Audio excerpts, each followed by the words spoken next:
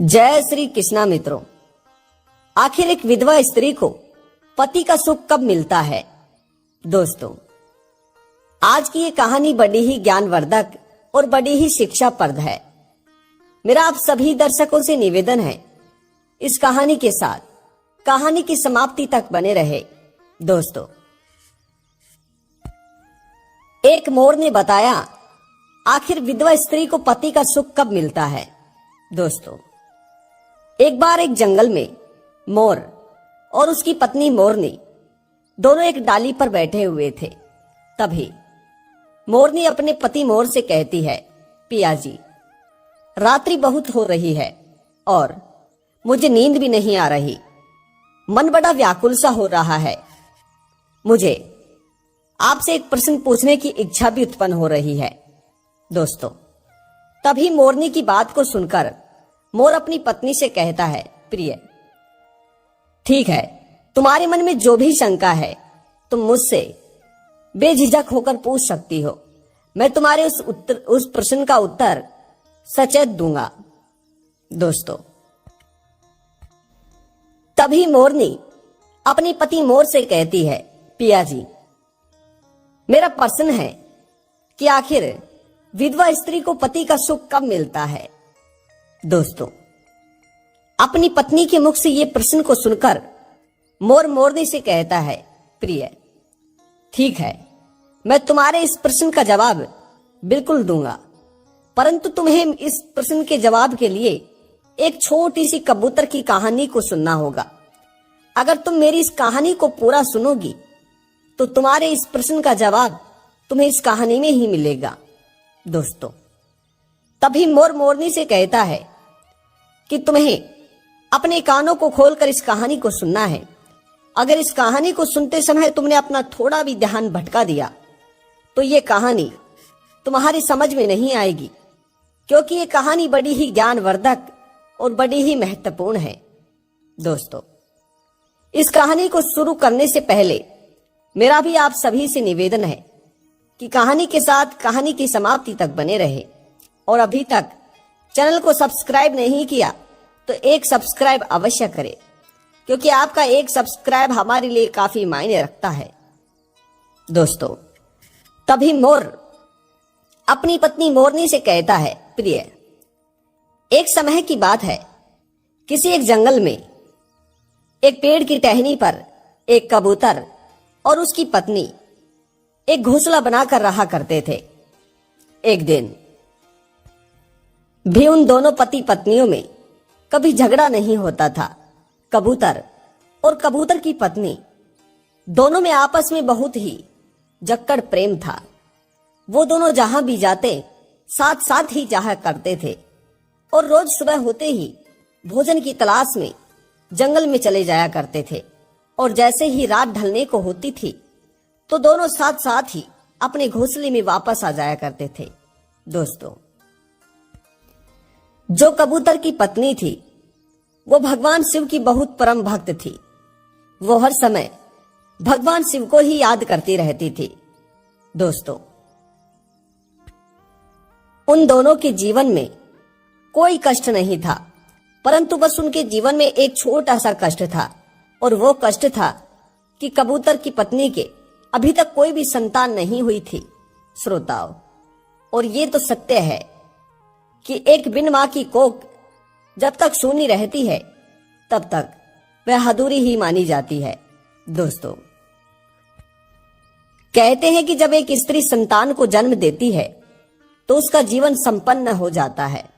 दोस्तों, परंतु कबूतर और कबूतर की पत्नी इस बात के बारे में ज्यादा भेद नहीं करते थे, क्योंकि वो सोचते थे कि जो भगवान को देना है वो हमें देगा, और जो नहीं देना वो हमारे पास होते हुए भी हमारा नहीं हो पाएगा। दोस्तों, अब इस तरह से उन दोनों का जीवन आराम से कट रहा था। एक दिन की बात है, एकदम से कबूतर की बहुत ज्यादा तबीयत खराब हो जाती है। जब कबूतर की तबीयत खराब हो जाती है तो कबूतर की पत्नी अपने पति के लिए जड़ी बूटियों का इंतजाम करती है और अपने पति के लिए जड़ी बूटियां लाकर अपने पति को सुंघाती है, अपने पति के मुंह में डालती है, परंतु कबूतर की तबीयत में कोई भी सुधार नहीं आता है दोस्तों।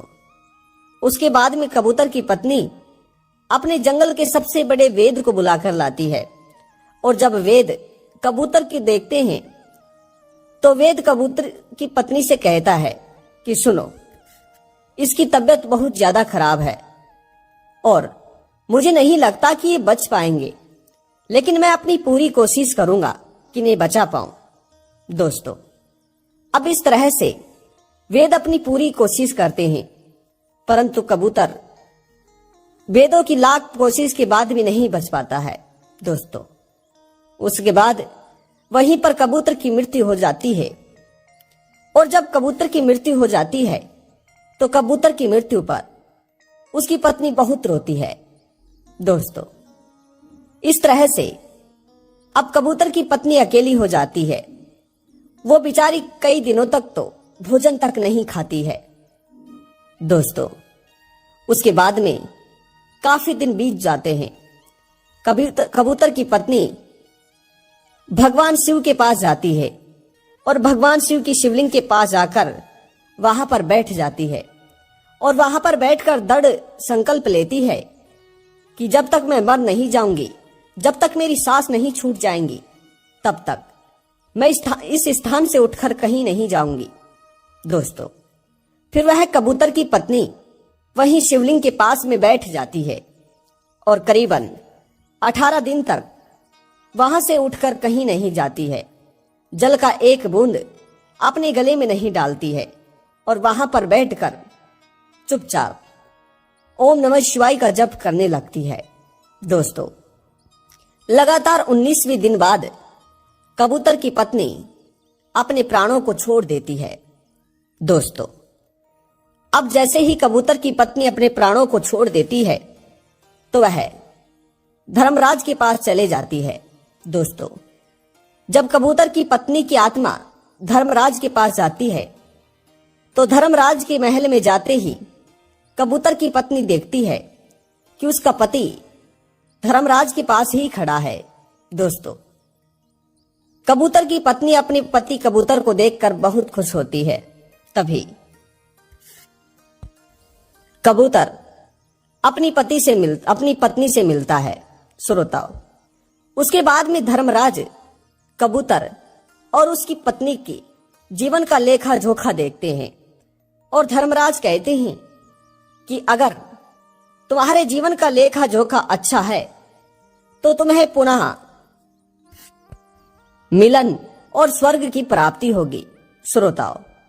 उसके बाद में जब धर्मराज लेखा जोखा देखते हैं तो कबूतर और कबूतर की पत्नी का लेखा जोखा बिल्कुल सत्य था, और उन्होंने अपने जीवन में कोई पाप नहीं किया था। उन्होंने हमेशा निर्धन की सहायता की थी और अच्छे के साथ अच्छा दोस्तों।